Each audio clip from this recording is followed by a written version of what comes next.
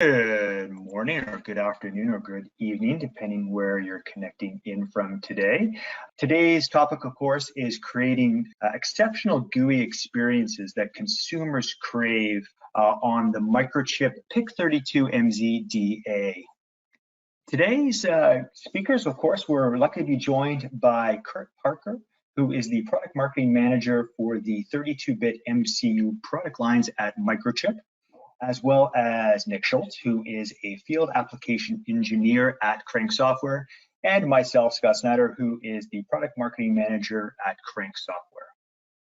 Today we'll be starting off with an intro to Microchip, and then we'll jump into some aspects that benefit from embedded GUI development, as well as an intro into who Crank Software is and what Storyboard is, and how to develop that exceptional GUI experience using Storyboard, and we'll jump into a live demo of Storyboard, of course, followed by all your questions and answers at the end of today's session. With that being said, I'm going to pass things over to Kurt to kick things off. Hey everybody, my name is Kurt Parker, and appreciate the intro there, Scott. So just wanted to spend a little time with everybody here to walk you through from the start, from the why. There's obviously you're here, so you have some concept, some indication of the why, but then gets you all the way down to what we're going to be demonstrating today from the hardware standpoint before I hand it back off. So first of all, the why. Graphics, embedded graphics are essential, right? It all comes down to the experience of your customers and maybe the experience of your customers' customers in using whatever the product is that you're putting graphics into. Visual cues. The visual is oftentimes sometimes the only type of interface or the type of interaction that a user has with the product. Sometimes it's combined with the audio, sometimes it's combined with touch, but in any case, it is the single biggest contributor to that user's experience.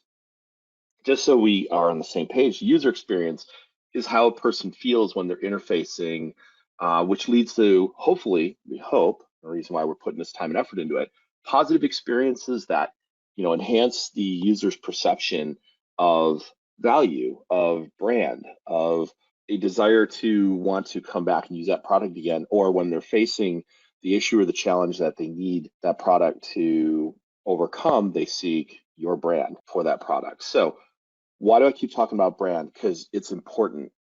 We're trying to develop graphics that are enticing, that are what are and beyond what are expected of our users.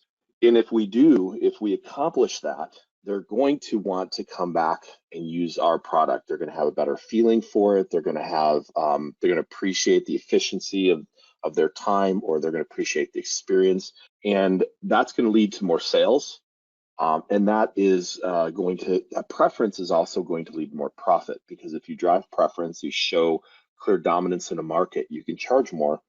So we then can tie this user experience and this importance of graphics back to where it actually counts, and that is in the profit margin. So let's talk some key, very, very top level, very high level factors in positive embedded graphics experiences and development. What are the three key things when we need? We don't have to have all of these, but as you start to eliminate these, you start to take on trade-offs, and we'll talk about some of those here. So the three keys here that you need in the recipe: frame buffer memory, display controller, graphics processor. Let's start with the first one, the frame buffer memory. So this is where your screens, your displays are, the data is going to be stored before it is shuffled out into the actual panel itself. As you might imagine, because there's so much data that goes off the panel, depending on the size of the panel, depending on how many colors you're using, the more memory that you have available, the larger displays you're going to be able to support, the more rich color you're going to be able to support, the better the performance of the graphics that you're going to be able to support, because you're going to be able to do things like multi-cues and have layering and things like that. So this is a balance of performance and cost, right? Because the larger memory, better performance, but Larger memory generally means more cost if it's integrated or if it's external. Most of the time, most graphics controllers you look at, this frame buffer memory is going to be external. We're going to show you a different path here coming up in a couple slides. The next concept here is the display controller itself.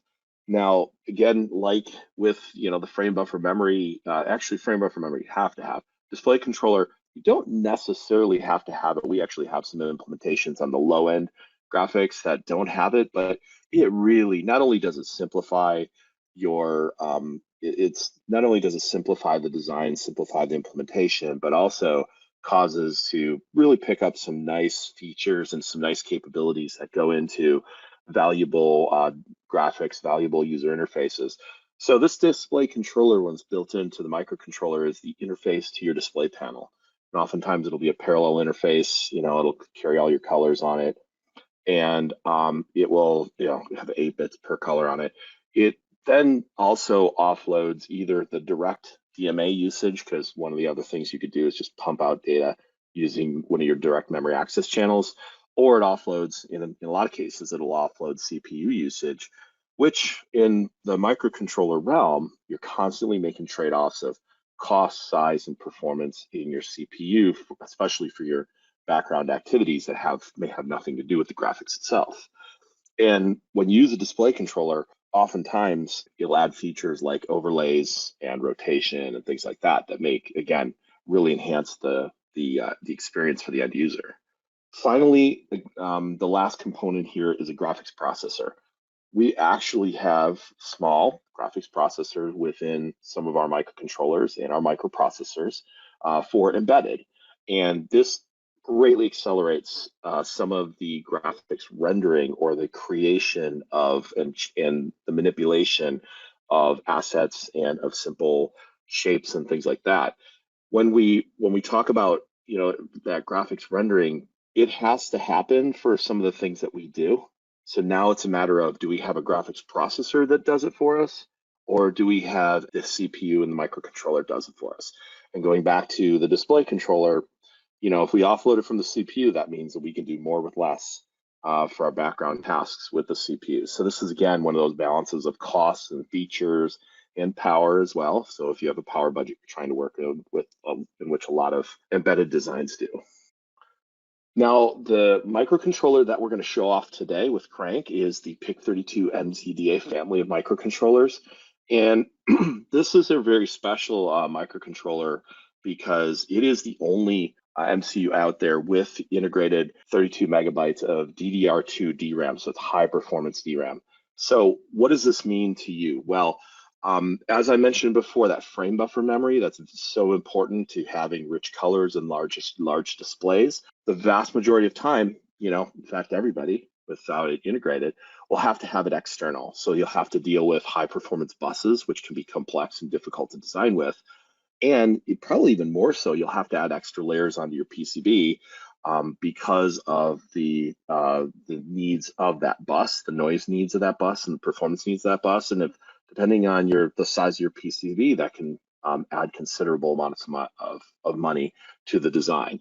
So in this case here, having it integrated into the chip deals with all of those issues. It makes your design smaller and more attractive. You have more things you can do with it, and also provides for the ability to not have to chase down supply as well and make supply agreements and things like that. We have an industry-leading 3-layer graphics controller. You can drive 24-bit color on WVGA and above, I should say, and above displays. And so, this is going to allow you to interface many displays out there in the market and be able to drive that color from, WQVGA to WVGA and on to above that. And then we do have an industry-leading full 2D graphics processing unit that will take you just beyond just simple split functions to truly enhance your graphics performance. You can find out more information on this product from www.microchip.com/MZDA. And then the actual hardware that we're going to be running this demo on is called the PIC32MZDA Curiosity. Here's the part number here, and this is a low-cost development platform. If you go to the MZDA page, you'll be able to go to this board as well. So this is based on the PIC32MZDA with the integrated DDR2 DRAM with 2 megabytes of on-chip flash. That's important as well, because when you get on die flash, it's actually better performance than trying to execute in place off die.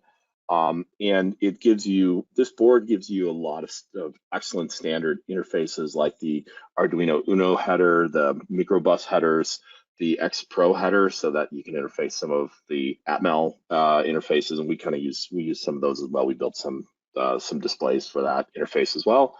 It has an onboard CAN transceiver, an onboard temp sensor, the SPI flash for the asset management. So it gives you a lot of flexibility, relatively low cost at $120. And basically, it's an all-in-one resource here for you to be able to develop excellent graphics using the Crank software and using the PIC32MZDA. All right then. So let me introduce who Crank Software is, and of course, Storyboard. So definitely when it comes to developing UIs for today's embedded products, things have really become increasingly more challenging. Definitely, at the forefront is the user experience is a defining part of today's products, with its GUI being one of the main factors that is being measured on, and definitely a driving force in the value that consumers see in the product. So consumers are looking for that smartphone-like experience, because when they think of any device that has a touch screen, they automatically go to that powerful little device they have in their hands, and they're looking for that same fast, smooth, seamless interaction experience that's provides that informative experience, but in a non-cluttered fashion. So it doesn't matter, if the device comes in different form factors, from MPUs to MCUs or different size screens. They still expect that same fast, fluid, beautiful experience that they do get on their smartphone on a daily basis. Next up, when it comes to integrating evolutions in technology, no longer does that mean only making hardware decisions anymore, but how can those decisions be incorporated into that graphical user experience? Also, any time lost or resources wasted or coding changes that need to occur because of design changes can all create delays in getting the product to market on time and on budget. But more importantly is that when it comes to the overall UX or UI of the product, it's not just about the functional aspects, but rather what taps into that emotional attachment that consumers have to a product. For a well-designed product is overall perceived to work better, or just simply seen as better than others that are in that competitive space. It also makes users feel good about the product, about using the product, which then, of course, ultimately leads to increasing brand loyalty by the user. And while that some design issues are related to maybe a limited understanding of how the user intends to use the device, most can always be linked back to the design of it, the best practices that go into building the experience, so the interactions, the information, having that consistent UX feedback loop of prototyping, testing, getting feedback, and then bringing that back into the design through iterations. And so if you haven't heard of who Crank Software is before, I can guarantee that at some point in time that you have either seen or interacted with a product using Storyboard. Our technology was created to help make the whole embedded GUI development process easier for embedded platforms, whether they're MCUs or MPUs, and scale across traditional markets like medical, automotive and industrial, or consumer markets like white goods and wearables, because they all share common challenges that we talked about when it comes to delivering an excellent or exceptional user experience on the LCD that those products have. So who is Crank Software? We're a software and services company that's based out of Ottawa, Canada. So that means that the software side of it is Storyboard, which I'll jump into momentarily, but we also have a professional services team in building embedded applications. So if you have a particular project that you have a vision about, but maybe not the internal resources to be able to create it, we have a team of experts that are here that can help, whether it's prototyping, whether it's the full-on development of the UI for your product. We have a large global customer footprint from Fortune 500 companies to small organizations, and we have 1 million+ devices in the field running a Storyboard built UI. Plus, we have a global distribution partnership. So we have a network of distributors scattered around the world to really provide you with global local support. The founders of Crank Software really kind of set out to build a solution that could help remove the inefficiencies that often frustrated them and their colleagues when it came to developing embedded GUIs for embedded devices, such as consumer goods, medical, etc.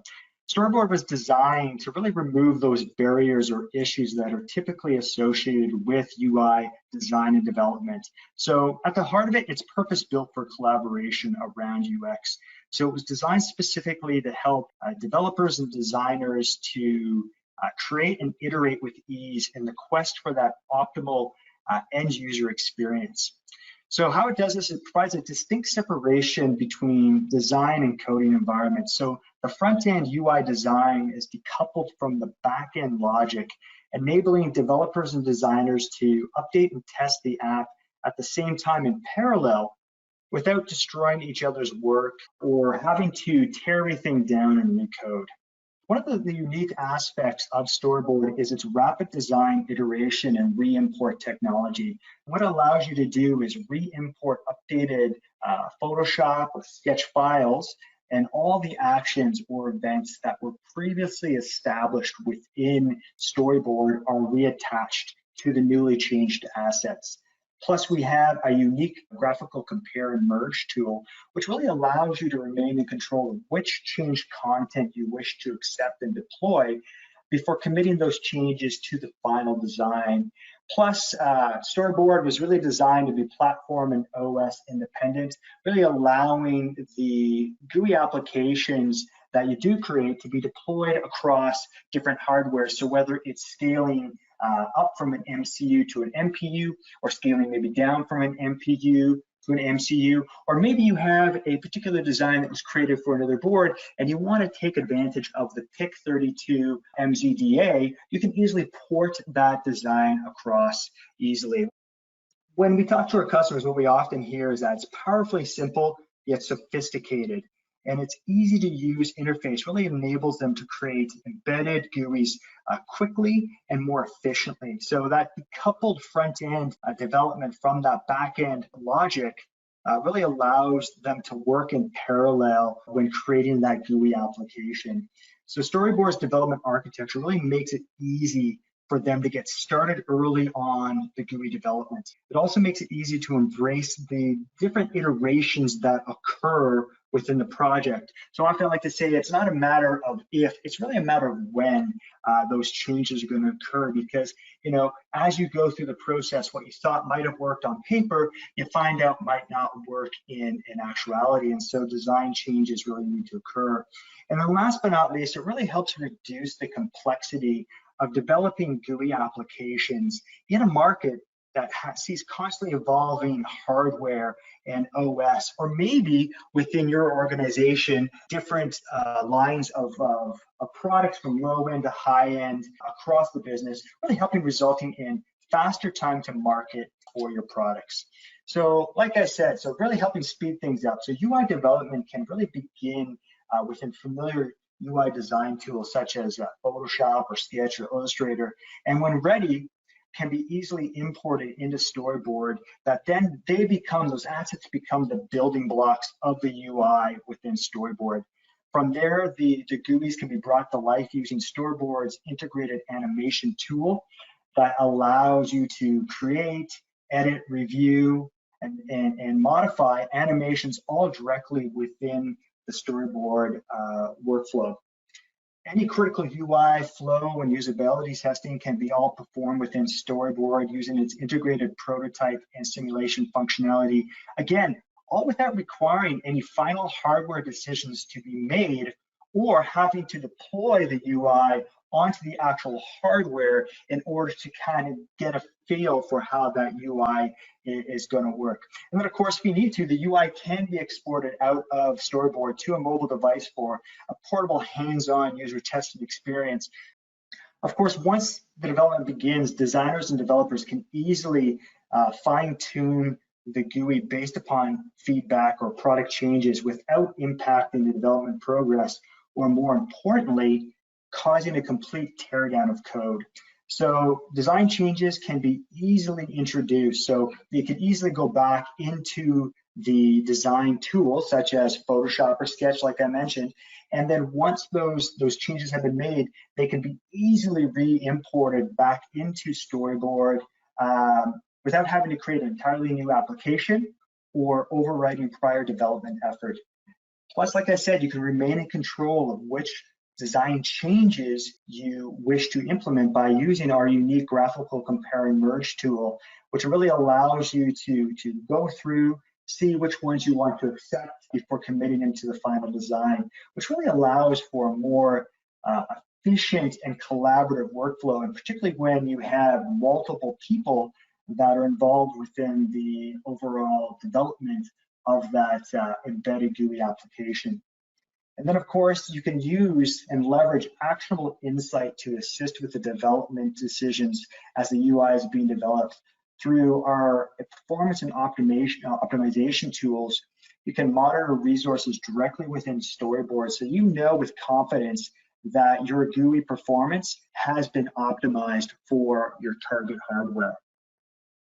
And then, like I said, with all the vast choices of OS and hardware combinations that you may have, you can pretty much know that Storyboard UIs can run on them. Storyboard was created to be platform agnostic, so really helping you de-risk your projects by introducing that framework that easily supports technology and design changes at any point in the development cycle, really allowing you for a broad range of what I like to call UI flexibility, such as scalability. So allowing you to scale up to maybe a more powerful MPU or scale down to a more cost-effective MPU.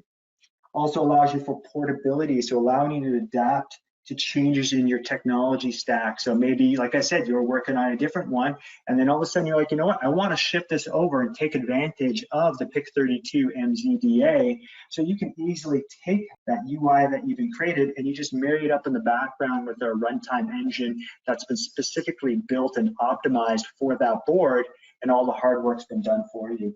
And then, of course, it allows you with reusability, which means that you can take that GUI product and you can reuse it across different product lines to allowing you to develop that consistent brand look, touch, and feel easily by simply reusing one of your older projects. And so with that being said, let's jump into Storyboard. I'm going to pass things over to Nick here, and he's going to take us through a hands-on demo of Storyboard, and you can see it live in action. Perfect. Well, thank you very much, Scott, and thanks again to Kurt for the awesome intro. So I'll just get the screen.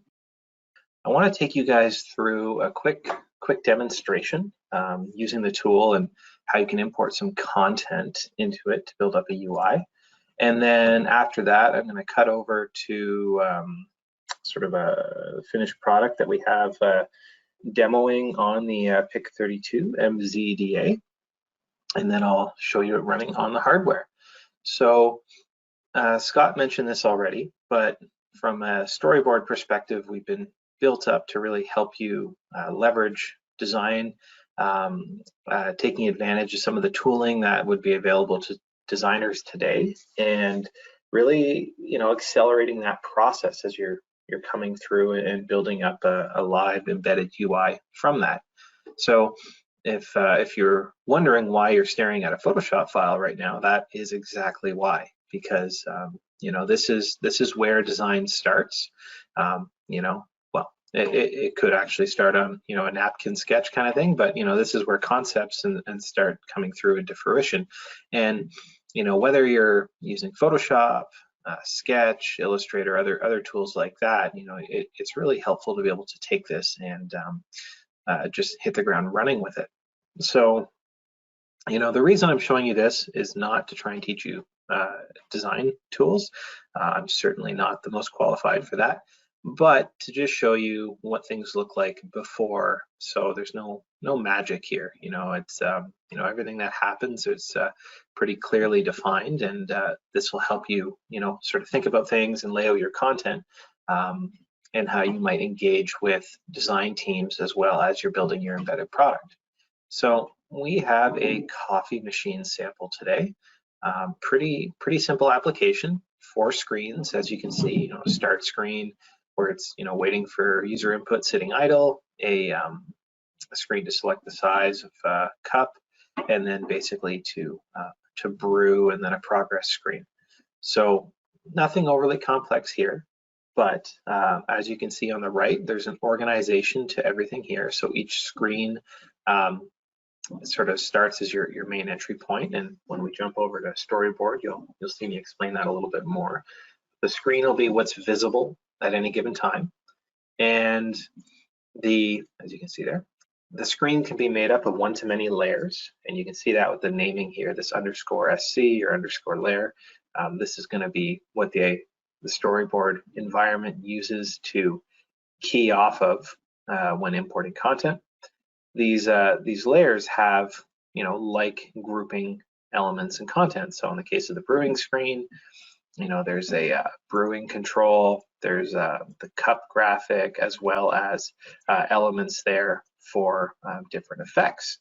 And, you know, that's what we'll start using and manipulating when we bring into Storyboard. So basically, all that to be said, this is how you can start laying out content in alignment with the hierarchy in Storyboard, and from there you basically import content and hit the ground running and start adding behavior. So you can have one-to-many screens in your application. Each screen can have one-to-many layers, and within a layer you can have controls or groupings of controls to define content on the screen. So you know, the other thing, layers are shareable. So if you define something once, you can reuse it multiple times. So this background layer, that's constant across all the screens. It's been duplicated here, but the tool is going to realize that and say, okay, this is actually the same thing. You know, just single image, beans, and you know, you'll use it once, so you don't pay the cost resource-wise for that multiple times. So you know, layers can be instantiated as well as contain logic that can be reused across multiple places. So I'm going to go ahead and close this down here. No changes, and jump into Storyboard. If you were to use it for the first time, you'd be greeted with a welcome screen, which has links to our tutorials, documentation, support forum, our Getting Started series, and all of that. You'll likely, you know, see the screen once, close it, never use it again, but I just like to call out that's where it can be found. And the nice thing about Storyboard, it's as you may be able to see, it's built on top of Eclipse. So if you can run Eclipse, you can run Storyboard. So I spend most of my days in my my Linux installation. I dual boot. Today I'm in Windows. I can work on the same project across Windows, Mac, Linux, no problem. If you're on a Mac, then you can also leverage the Sketch import process as well, since Sketch is a Mac-only tool. So you can leverage that and build up UIs that way. But, you know, if we want to create a new project, this is where you'll say new project from Photoshop content. Do you have a dialog here? I'm going to go ahead and I'm going to navigate to my Photoshop file. So this coffee app artboards, hit open. A few options here. We don't need to worry too much about them. They just sort of control how the content comes in, or if you want to change some of the naming conventions. I don't want to do any of that.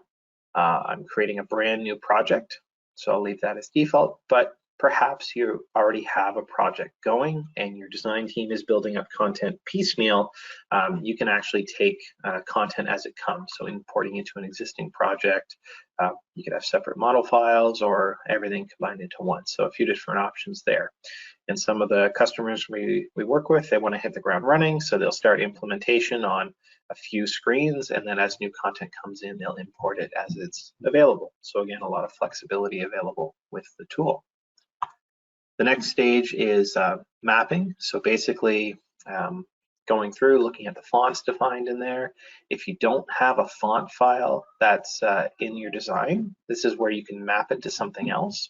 Or in my case, I have access to that. So generally, it's not uncommon that designers might have different font sets than the people implementing, but you can pass it around and import it that way. So select that, hit finish, and the tool's going through, it's reading the Photoshop file, keying off of the naming conventions, and laying out the content as you see here. And some of this should be pretty familiar to what we saw already. We have our application. It's shown on the left here in the model view. And you'll see as I click things, the properties panel on the right will update. So that'll show you all the information specific to the context. So at the application level, give it a name, a size, in this case 480 by 272, but you could resize and choose whatever size you'd like. This was pulled in from the design file. The color depth, which becomes important depending on the type of hardware you're running on. Fortunately, the PIC32MZDA has lots of integrated memory, as Kurt told us about, so we can run in full color, which is great. Color format as well.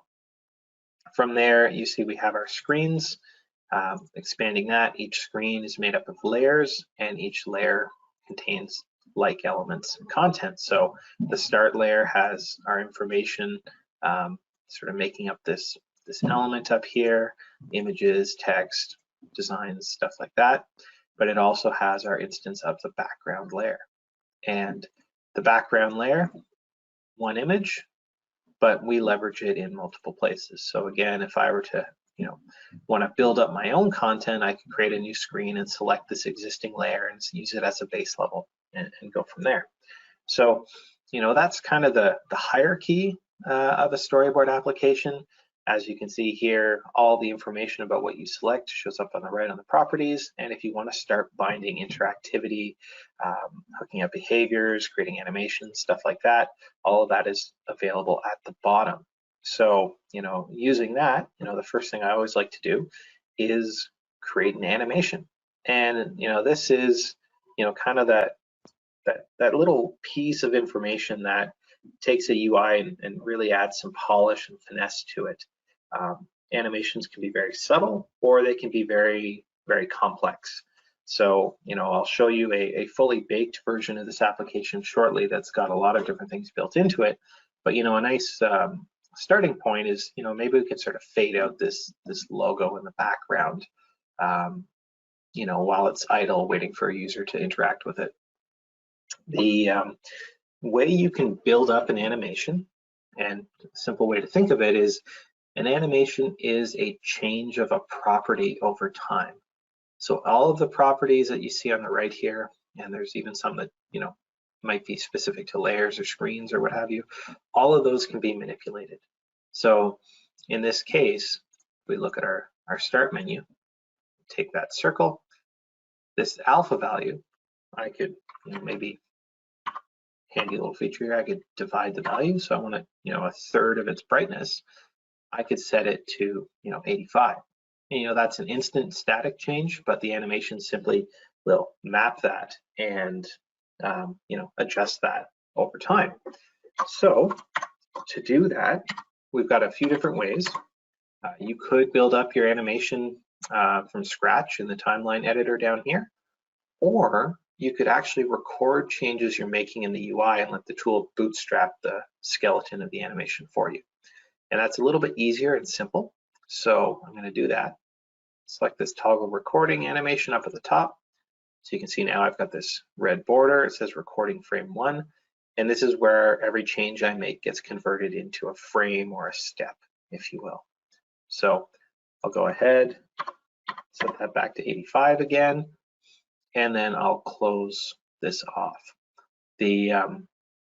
Well, actually, what I could do, make it even easier, is I'll create the step, and then I'll go ahead and set this back to full alpha. So that way we get that fade in and fade out effect. So now we'll close it off. I'll give it a name. So this would be, start menu, something like that. Just give it a name that makes sense. You can choose the frame rate if you want it to loop absolute values. So if we're starting from specific values, or if I don't tick that, it'll take the value that the animation is currently at and interpolate from there. So I'll leave it as is.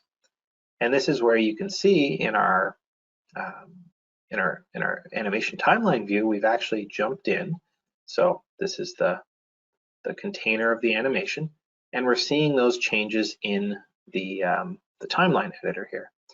And each step changes this alpha property there, and there's some parameters associated with it. So again, are we starting from a specific value or the current value? Where are we going? And how long does it take? And what's the easing rate? So you could specify your own curves, things like that. I'll leave it default for now. And this is 500 milliseconds. The tool does a best guess, and we can preview that and see what it looks like. Opened up in a screen down below. So if I reset that, you can see here it fades out and fades in. And that's, it's nice. It's a little quick. So, what I'll do is I'll extend that, but you can step through and see what's going on. And this is really useful if you're building up more complex animations with multiple steps.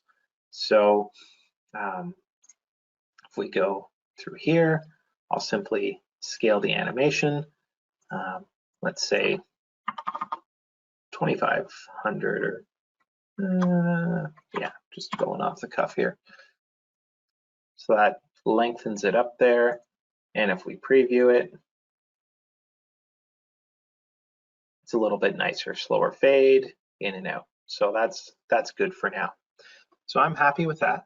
I'm sure the graphic designers or anybody watching who has design experience is probably, rolling their eyes thinking, oh, that's too basic, I'm a casual, which, is true. But, a couple clicks, I was able to do something that previously, or in other frameworks, you'd have to write some lines of code for. So, I'm happy with my animation. I'm going to go ahead and apply it to the application. So to do that, you need to trigger this animation. And anything in Storyboard that happens comes from an event. And that's a very important part of what makes a Storyboard application the way it is. Everything being event-driven means when we're running on embedded systems, the performance is going to be dictated by what your UI is doing. So if we were architected, say, like a game engine where you're always sitting there spinning and rendering at 30 or 60 frames a second, regardless of what's happening on the display, you'd use a lot of resources. Your CPU would be constantly churning. And when you've got a microcontroller that might have a bunch of other important tasks on it, that's really not an efficient way to go about things. So, an event will come in and trigger a behavior, and that behavior might change something on the display, and in that case, we'll redraw and update the panel.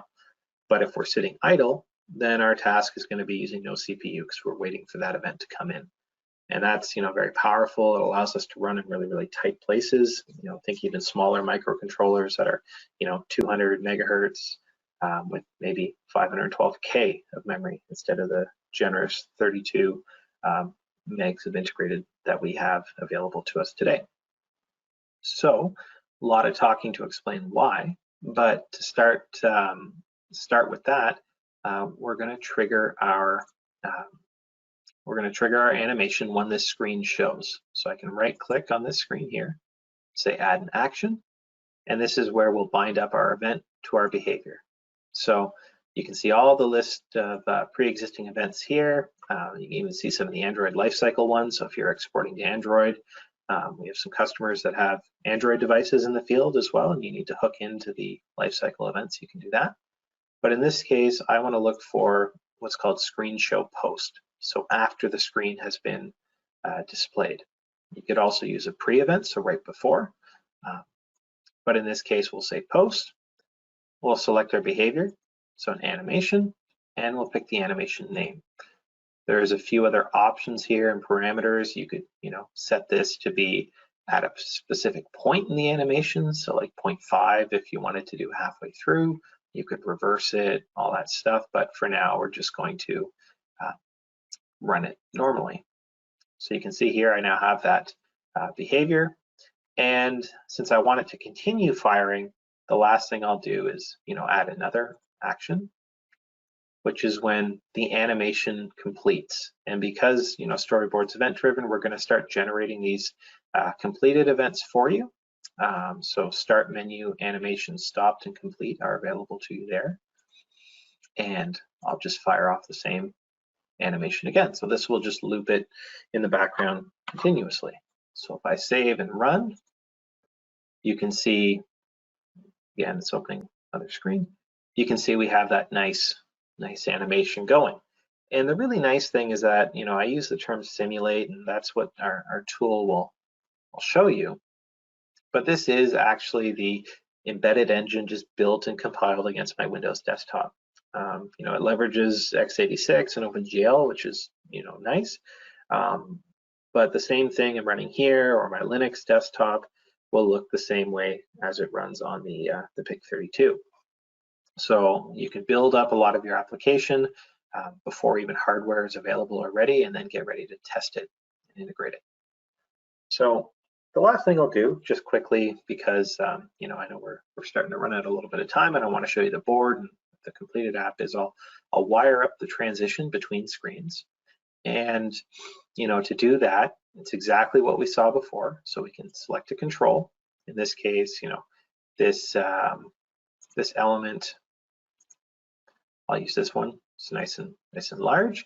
But what you select determines the context of execution. So this coffee area means anywhere in here. If I click that, an action, I will say a touch event. So this is press and release on the same element, and we will trigger a screen transition. And in this case, there's some 3D effects available for systems with 3D accelerators. You can configure the feature set available there. We could decimate this out if you're running on a board that doesn't have it, but I'm just going to go with a nice fade for now. So I'll just fade from one to the other, and that's fully compatible with systems that don't even have a 2D GPUs, that are purely CPU driven. Select the destination screen. So we're on the start screen, so I'll go to the size screen, and you can change some of the parameters here. I'll leave them, and you can see this event defined there. So from the size screen, selecting a size, you can then use one of these controls, similar to what we saw. Right click on it, add an action, touch, screen transition, next screen. And that, I believe, is going to the brew screen. Hit finish, and then I'll copy this and paste it onto the other controls as well. So that way, we have multiple paths through the application. And once we're on the brew screen, we can leverage this button, do what we did, and go to the brewing screen. Brewing screen, finish, and then finally, when we're at the brewing screen, this is meant to show status with a nice animation, and I'll show you what a fully baked one looks in the completed app. But we can use this and send ourselves back to the home screen. So again, very quickly wiring up the path through the application, and you'll notice again, everything I've done so far doesn't really require any software development knowledge, which is very nice. I work with customers that have ranges of skills. Some of them are coming into the embedded space for the first time, or some of them are purely embedded, have never had a display or only segmented LCDs and are putting a GUI on it for the first time too. So allowing the designers the ability to implement this and even wire up some of the UI for them is very, very powerful. So we have our nice animation. I can click. We've gone to our select screen, select large cup, hit brew, and then finally navigate back. So all of that's, hooked up. We got a nice round trip through, and everything you've seen me do so far, which pretty simple, of selecting an element, binding events and actions to it, are more or less the steps you'll use to everything else. We have scripting available. We have C callbacks, so if you need to do some logic when you press a button, you could execute a Lua script or a C callback. If you receive an event, and this is where you can define your own custom events from the backend controller. So think of the progress screen here, where it might be growing this animation. That's where events coming in from your machine controller would give you an update. That's where you can receive them, do some logic, and update your animation. So, maybe saying, oh, we're at 25%, time to animate to 25%. But again, this cleanly separates the UI. The UI focuses on user interaction and graphics and layout logic, and then the core application runs as a separate task or process depending on your application in the background. So very clean separation, you have a strong architecture, and it allows everyone to work in parallel. So this is kind of where it's the the cooking style show portion, where it's like I swap to something that's already been baked. But this is the application that we have set up and running on the embedded system. Looks the same, but there's a few other things built up. So the animation timeline, a lot of different animations that we could take a look at. The show brew is one, and we could preview some of them here. Oh, no, it's not popping up. That's not a good one to do. How about start with the cup fill? That's good. There we go. So you can see here a lot of different steps going through, and different things that are happening. We're updating the alpha on a control. We're going to be growing a fill, a few of those little wave control elements, stuff like that, and drag it up here. So you can see here it's growing as we're going through. We're fading that element out there. And that's sort of the complex effect of the animation. So this is a great template that you could use, and you could define this in the tool, which it's a lot easier to do in this environment than writing the code or the lines for it, which if you wanted, you could do it in our Lua environment. But you can then receive your event and then just seek to that portion of the animation. So if you're getting 5, 10, 15, 20% type updates, then you can have something that's working nice and clean there. The other thing is we've got a little bit more logic. So when the user selects an option, we will go ahead and set the components. This app's been optimized for a embedded system, so you can make sure that you have great performance, but medium there, nice animations, everything jumping in. Again, brewing, filling up, and then it'll loop around to us. There you go. And after a quick timeout, it'll reset itself to the beginning. So a lot of fun and features built up there. The last thing I will do is show you in the project. This is where you'll define a export configuration, and this is where in our case we're going to look at something that runs out of Flash, so virtual file system. You can start exporting your colors, your bitmaps, your image formats, all of that here. So you can tailor this very specifically to your embedded system, and then get a rough idea of memory consumption, usage, and stuff like that. You could even further decimate this and store your content, not as a PNG or a JPEG, as a raw format in Flash, and then render it directly from Flash if you wanted to further reduce some of those things, if that's a concern. So, you'll take that, you'll export this application as a header file, and from there, oops, that's the simulator configurations. From there, you'll drop it into your Harmony project. In our case, we built it on top of a FreeRTOS project. You'll compile and you'll flash the board. So you'll select an embedded resource header, you'll select your export configuration, you'll export that header file, and then it will live within your project. And that's where you can see it's been exported here.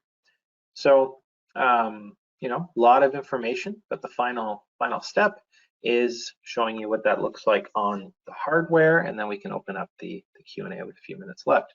So I'm going to go ahead and share my webcam, and perfect. Hopefully you guys should be able to see what's going on there. Hello, my hand. And I unplugged it actually just so you could see, you know, because we're running out of flash on a micro, it's really fast booting and efficient, so you get that instant on functionality, which is so great. So you don't have the heft of a Linux or other operating system, you know, booting up and taking time. So here we have our application. You know, press the button, nice animations coming in, looping through, medium, select brew. Nice animation. Sorry about the glare on the webcam there. Try and get a better view for you. And yeah, that's pretty much how easy it is. So once you get familiar with the workflow, you go from a you know, design and develop in the desktop environment, export, rebuild, drop in your project, run on the hardware, and test to validate. So, you know, pretty iterative, great workflow. If you have changes in the design, you can re-import your design, your Photoshop or your sketch file, and then you're off to the races. So thank you everybody for sticking with me. Hope you guys found that valuable. And this is where I'll stop sharing the webcam here and hand this back and open it up for Q&A. All right, perfect. Thank you, Dick. Let's take it back to my screen. All right, so before we jump into Q&A, just going to wrap things up quickly. So definitely remember that the user experience is definitely you know, a defining factor of the products that we're building today. It is you know, the value that consumers place within that product. So remember that great GUI design is a process. It's going to be multiple steps, and iteration becomes an important part of that process.